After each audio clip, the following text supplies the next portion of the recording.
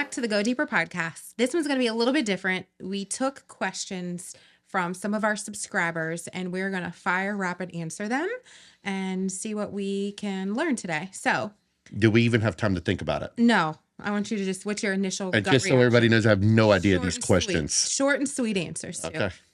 Because probably each one of these could be a podcast in and of themselves. So Okay. just what's your rapid fire question back? If you had to start at zero, what would be the first thing that you would do in business today? Are we both answering these? Yeah, you go first. Okay. If I had to do the first thing in business, what would I start? If I started ground root If you zero? started ground root zero, what's the first thing you would do right now? Probably go business to business, shaking hands, just putting the name with the face and saying, hey, I just opened this business down the road. I would like to invite you in for free. My name is Steven. I'm the owner. And I would over deliver on customer service. And really, honestly, that's just me being my authentic self. But I would bring people in the door for free in order to then let them see the value, not only with me, with my business, in order to keep them longevity. Because if you do that, people will stick with you for a long time. But you can have the best product, but if no one knows who you are, you're not going to sell it. And I 100% agree with that. I was hoping that's what you would say, because your business is only as good as the amount of people that know that you're in business. 100%. And people buy people. No matter how good your business is, people are buying you. Right. And if you don't have those established relationships, you really don't have a business. Correct. So you need to get out, meet the people, create the relationships, be your brand. Right. What you say, how you move, how you treat people, your level of integrity is your brand. It's not your colors. It's not your logo. It's how you do business is your brand. And make sure who you are putting out marketing wise is also who you are in the flesh. I agree. So that's what we do. If your business is struggling, go out and make contacts every single day. Biggest mistake you made trying to grow your business? I think sometimes I put a lot of stress on myself back in the day trying to grow everything and wearing all the hats. And I still do, in a sense. Boom, boom, boom. Let's back up. Yeah. We're still fighting that battle. I fight that battle. I think you fight that battle when you're first going because you don't have the money to hire the hands you need. And I come from the old school Greek world where you wear all hats. And you take a sense of pride of doing it all on your own shoulders too. But I think that comes with you saw. I think that comes with a fault. Yeah. Because the more I've relinquished some stuff, for instance, like having a person at my gym exponentially helped my gym and I stopped wearing all the hats. Yeah. And I think more so than not, many business owners are getting in their own way. And one activity that will make it very easy for you to see it is to sit down and do your dollar per hour. Mm-hmm. And any job, like let's say Steven's dollar per hour is $3,000 an hour. If his dollar per hour is $3,000, yet he's doing $100, $50, $25. Let's dumb it down, Amber. Okay. Let's say it's $100 an hour. Let's say his $100 an hour and he's doing $10 an hour work. He's in his own way. Yes. And keeping himself from being able to grow. Yep. So I think it's something we all do. Yep. We still do. Yeah. It's just, you need to audit it probably once a year and say, what's my dollar per hour? And what am I doing that's lower than what my dollar per hour is? And Correct. what do I need to get off my plate? Correct. Okay. What would your younger self be most proud of today? I don't think my younger self could believe what I've built, if that makes sense. I triggered you fast with that question. Yeah. Well, You were fine 1 second. I looked over here before you filled up. No, she always knows me too well. No, on the real, I sometimes, look back and I just can't believe it because it's like humbling from where you started to now to used to have, I remember when I had 20, 30, 50 gym pieces. Yeah. And then you have thousands like and 20, 30, 50,000 pieces now. Yeah. I don't know why that question triggers me, but at the end of the day, it's like, man, you've built something from the ground up and it's hard to see if that makes sense. So I think they say that most people are more afraid of succeeding than they are of failing because I think success is much harder than people realize emotion. Like I triggered him in a second by asking him that question. Well, I think sometimes I don't take time sometimes to sit back and No. see it. No, you do not. Even when we started going to No. gyms that I built from the ground up, Yeah, that's amazing. it really Makes it full circle. and then somebody, we went places and they're praising me in front of you and you see it and they'll, go on for 10 minutes straight on, man, without Steven, man, I don't know what I would have done. I don't know this, I don't know that. And it's really hard for me to hear. Yeah. But then I'm like, man, I have done the work. I have built Yeah. the bit. And then I pull, because you see something beautiful, for instance, every day, right?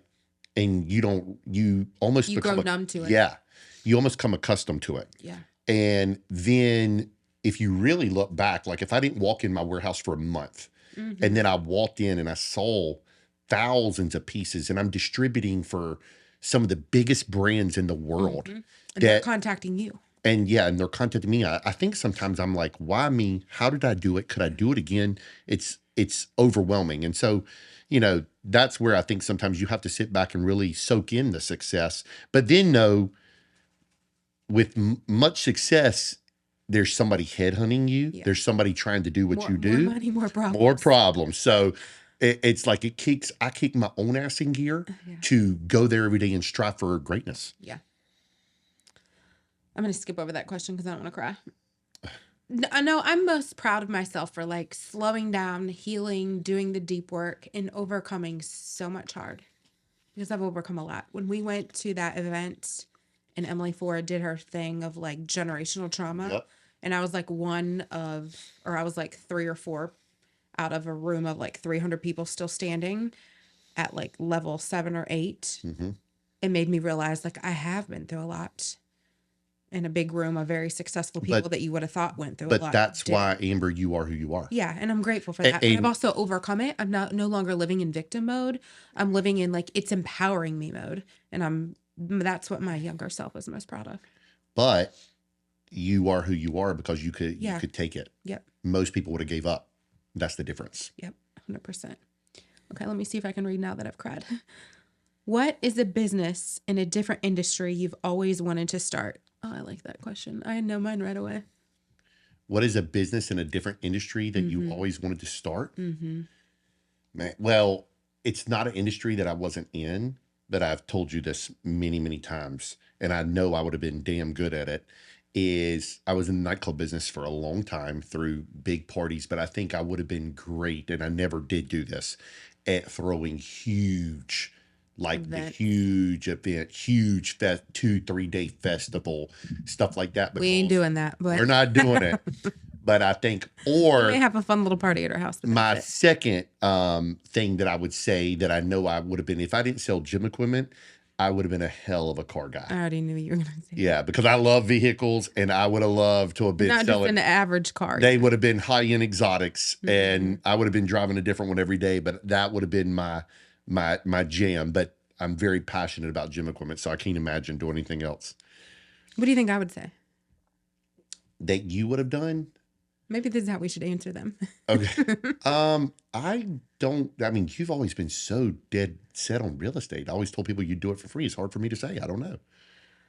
I feel like I would have loved to have had a beautiful store of like home furniture. Okay, I was going to say something with interior design. Interiors. Yep. I would love to have an amazing little swanky coffee shop inside of it, beautiful artwork, and it really be a place where people can come like experience more than what you just experience going into a furniture store or a little local boutique. I would love it to just be a place where you can have like a cute little European cafe lunch, cute little coffee shops with fun pastries, while also just being around beautiful accessories, furniture, lamps, artwork. Like I would love to create something like that. I think though, Amber, that definitely depends on where you live, your city. Yeah, have to live in a different area for people to embrace that. Right. We're not doing that in Alamance County.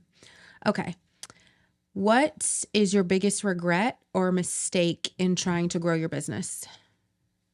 My biggest regret? Mm-hmm. Oof.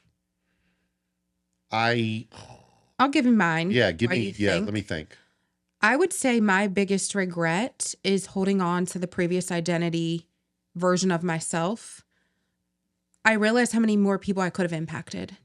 Agents, local people, our industry, Everybody, our family, Mhm. my own self.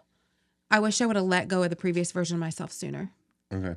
I, mine is similar, but it's totally different. I wish I would have documented all the struggle. Yeah. I wish the times of flying to California Yeah. to buy equipment. This is Going, before social media and videoing and everything was big, though. but if you remember, I kind of was doing it. Yeah, you did it at the nightclub. But I But we didn't have like recording on our phones then yet. no, and the biggest issue. You wouldn't have done it back Well, then with the mindset you let had me then. explain. Well, I'm answering for you. You need to stop answering for me because you're asking me the questions and answering the Okay. question. All right. So back to the podcast. I wouldn't have allowed myself because I was ashamed almost of the struggle in the 20s and early Yeah, 30s. that's what I was saying. I wouldn't have allowed myself. I know that's Right. where I was getting there and you didn't said it. Yeah. I wish I would have documented to really show the people what I was going through. If I would have had a small camera phone Yeah. and showed 10 different credit cards, this one's got 8,000 on it, this one's got 10,000 on it, this one's got 5,000 at 19% interest, and just talked in the camera and said, how am I gonna do this? What am I doing? But then did it. That would have inspired a lot of people because that's the life a lot of people live. Little looking back, Yeah. if we could play all that now, and the people that I've come in contact with now that, let's say, bought gym equipment back then, and me meeting them at our house, me meeting them at this storage building, that storage building, me really just, I mean, God, there was times I remember sleeping 3-4 hours a night. And the phone would wake Weekend me up after in the morning, weekend. weekend after weekend, and I'm hustling and I'm this. I wish we could look back on the footage. That's my biggest regret now that we've been filming is not really recording it. I wouldn't have even released it then, but it would have been cool to see it now. Yeah. And then I had to get over feeling ashamed. Yeah. Of those Of moments. why don't I have the money that so and so has? I was never comparing myself, but you know as well as I do, I think a lot of people do compare. Mm-hmm. And you're thinking the same thing you said earlier.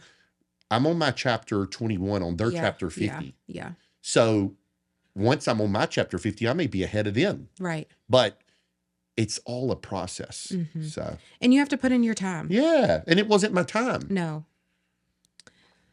What is your biggest singular piece of advice for someone entering parenthood? You want to answer that first?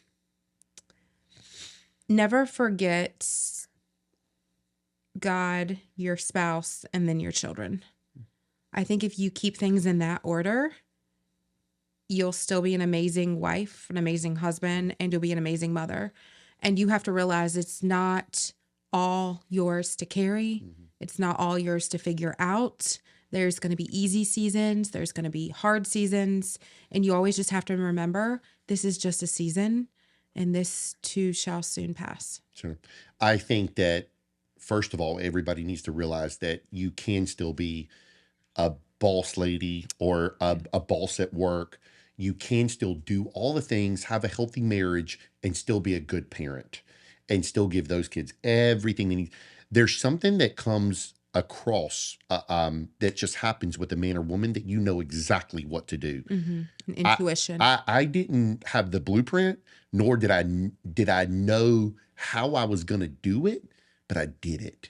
Like it was in me, like to be nourishing and or whatever that I didn't. Because it's from God and he gives us that intuition too. Well, but nobody tells you I that. didn't know if I had it, but it Yeah. also was something within inside me that triggered me instantly. It's like, hey, Stephen, you're going to step up your game. Yeah, be better. Hey, and now, I mean, this is going on. We 8 were years. pregnant 8.5 years ago Yeah.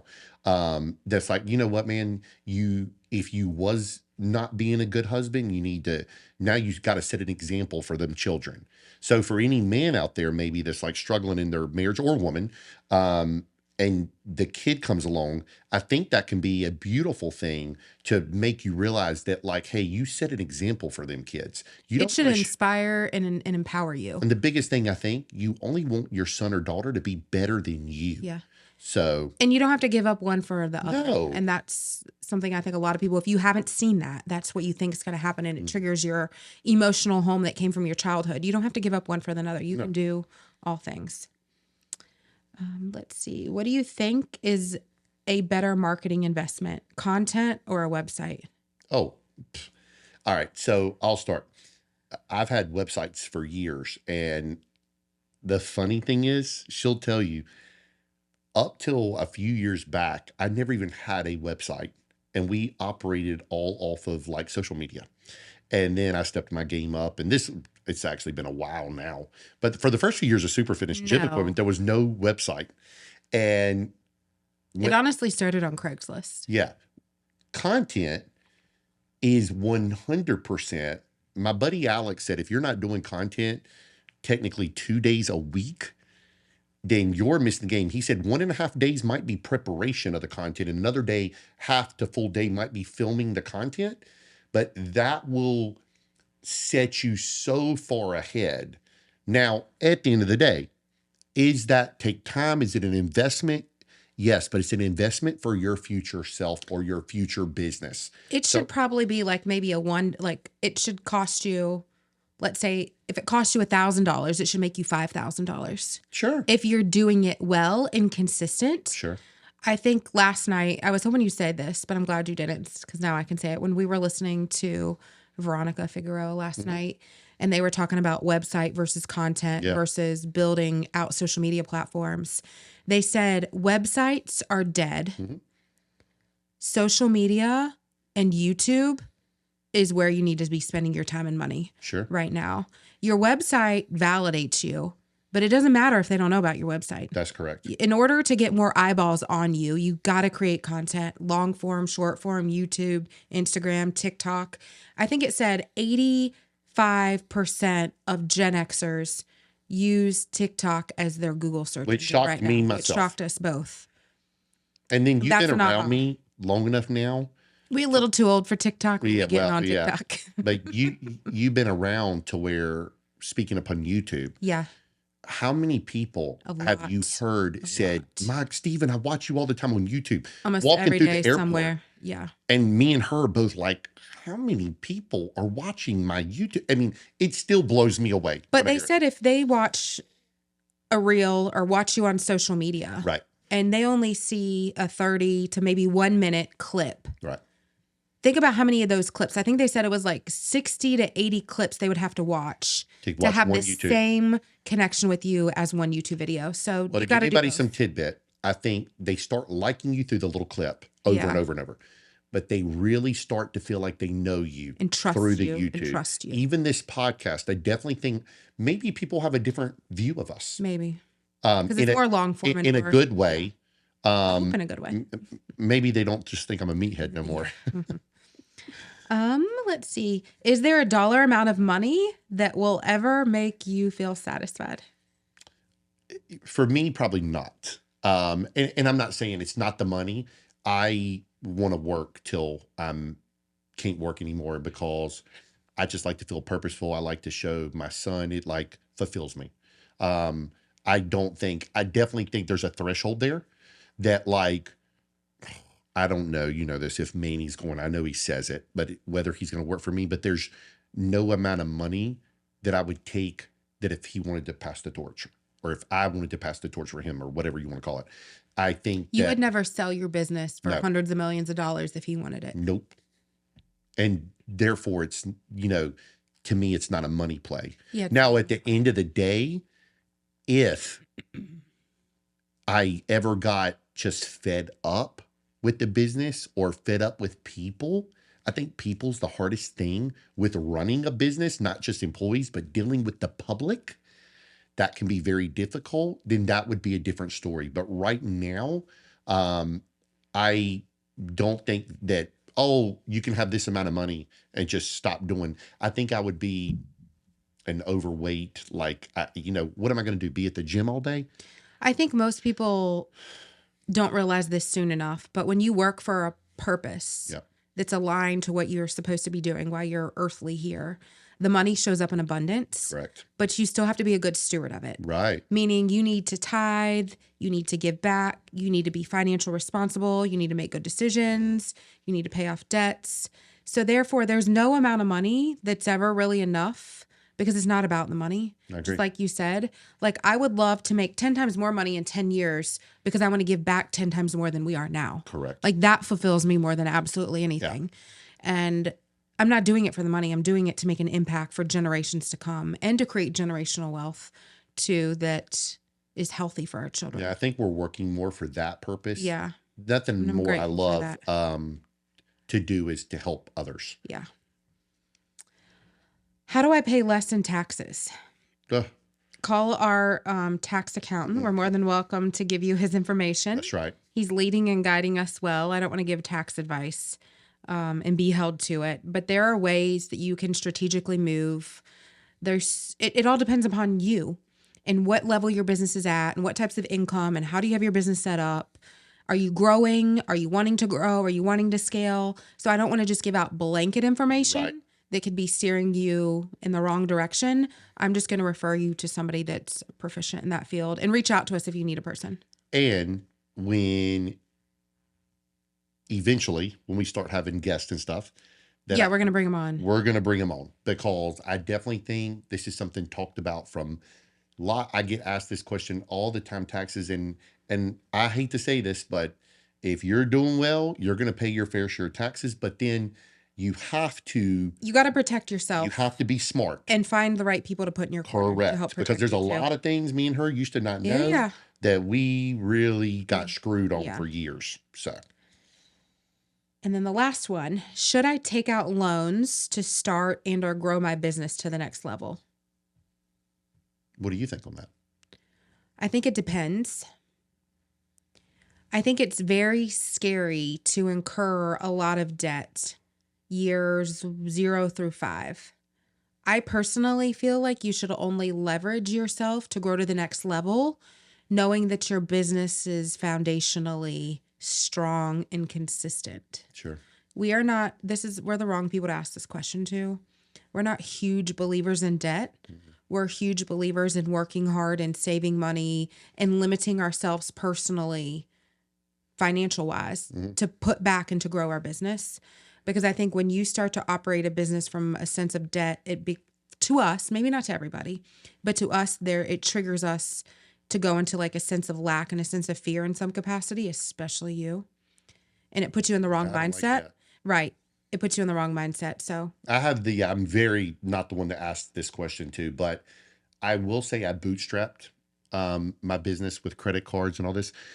I'll put it to you like this. In my world of opening gyms, that is a very high risk business, like a bar, nightclub, restaurant. The banks don't like to loan money, and if they do, it's a high percentage rate. So I normally keep people, depending upon how much money they have, more reserved, and we build gyms in phases. yeah. So they need this amount of money, but we start with this amount of money, and then hopefully 3-4 months in, they're killing it, and we put a little more equipment, and then we put a little more equipment. What's the one thing that our kids have been telling us now, but one thing you've said multiple times? Slow and steady wins the race. 100%. I think when you take on debt to want to grow and build real fast, you actually may be setting yourself up for a struggle. Sometimes I don't think the debt is smart, and then sometimes it is smart. Yeah, sometimes it is smart. It depends. If you made a lot of money that year and maybe you need the write-off to go buy other things, yeah, maybe. But at the end of the day, if that is not your season and you really need more contacts and more this, and you think you're just going to throw advertisement money, that ain't always the way to do it. I've seen a lot of people blow a lot of money through advertisement that they don't even get a return on at all. Right. I was going to say, if you're going to take on the debt, you better have a strong business plan on how you're going to grow and make that money back, and have spoken to or seen that work in somebody else's life. Well, and me and you, how many realtors spend a lot of money to buy leads? A lot. A lot, right? And if you look at your bottom line and your P&L, your profits. And then, you didn't have the money to buy leads back in the day. And so But I had the time to make contacts and to build a sphere of influence business. And so this through my gym, like it was all years of me knowing people and literally one person leading to the other. And did I struggle them first few years? Yeah. Absolutely. But she built something foundationally strong. Right. And my retention is probably the highest retention around for a gym. And 20 years this year Yeah. in business, which is unreal to me. Yeah. But my point is, it's slow and steady wins the race. So if you're out there listening to this and you're trying to speed up the process, to me, there is no speedy process. You got to go through certain phases of your business to really build it. And most importantly, like build your own confidence and belief in the business. You got to go through those struggling years. I agree. Is there anything else in close? No. But if you have any other questions, we're always free to do this. Never hesitate to reach out and send us your questions. We love to give you what you're looking for in the podcast. We're doing it for you. We'll start doing this. If you like this one, please inbox us or whatever on our Super Finished Gym Equipment or we have a Go Deeper podcast. Go Deeper podcast. The Go Deeper podcast at gmail.com. Yeah. Please like and subscribe to this podcast, and we will see you on the next one.